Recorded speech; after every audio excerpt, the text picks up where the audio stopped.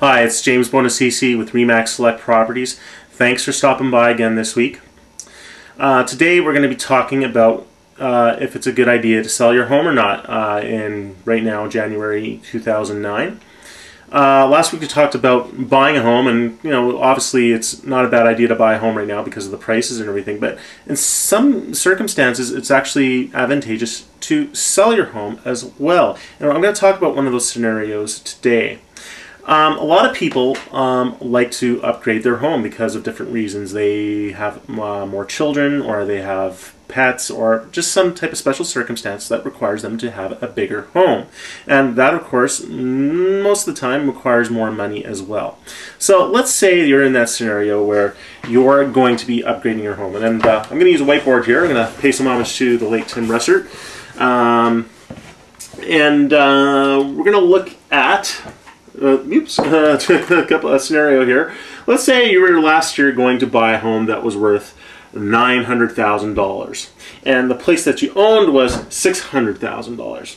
Now we talked about the market last week about going down overall, but as much as 15%. But let's use a more conservative figure. Let's say it's gone down 10%, and 10% of $600,000 would bring your home down to $540,000. Let's say. Okay, now at the same time, the place that you're thinking of buying has gone down to $810,000. Okay, so we have a $300,000 difference up here a year ago, but now we have a $270,000 difference. Not too shabby. That is a savings, of course, of $30,000 if we were to buy today. So what does $30,000 mean? Well, I mean, $30,000 is, you can, certainly invest that money if you wanted to, but on a per month basis, let's say it's 4.9%. That is around $175 per month. Maybe a little short of that, but $175 a month is, it's not too shabby either. $175 a month. Geez, you can get an extra car. You can get a membership to the Cake of the Month Club and get a gym membership at the same time to pay for that membership to the Cake of the Month Club.